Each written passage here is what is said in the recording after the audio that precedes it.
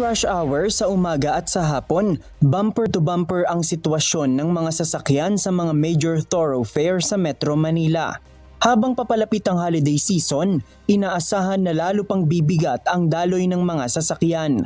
Sa datos ng MMDA noon pang mga nakaraang buwan, lagpas 400,000 na ang bilang ng mga sasakyan sa EDSA kada araw.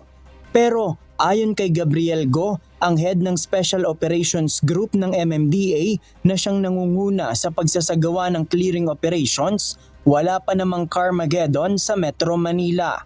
Ang Carmageddon ay ang matinding traffic kung saan kinakailangan pang isara ang isang kalsada dahil overloaded na ito ng mga sasakyan at talagang wala ng galawan sa mahabang oras.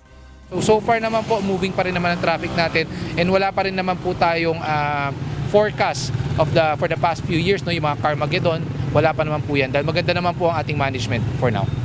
Upang mapaluwag ang mga kalsada sa Metro Manila habang papalapit ang holiday season, mas intensified na ang clearing operations ng MMDA.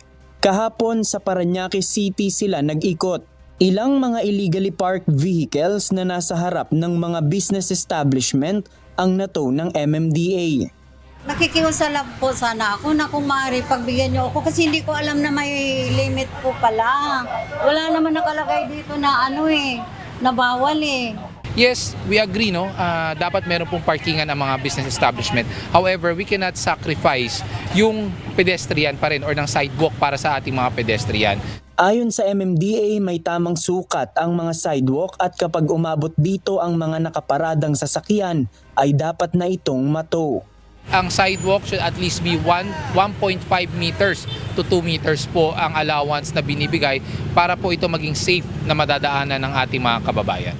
Kung mahaharangan anya ang mga sidewalk ng sasakyan, hindi na makakadaan ang mga tao at malamang ay umiwas sila papunta sa kalsada kung saan pwede silang mahagip ng mga sasakyan. Yes, the sidewalk is there. However, nahaharangan po ito ng mga sasakyan na nakaparada. So nagkakaroon po ng concern when it comes to road hazard para po sa ating mga pedestrian.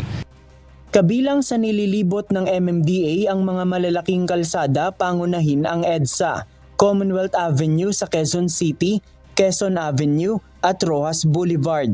Gayon din nila ang mga kalsada sa paligid ng Ninoy Aquino International Airport o NAIA dahil inaasahan ang mga pasaherong lilipad, paalis at pabalik ng Pilipinas.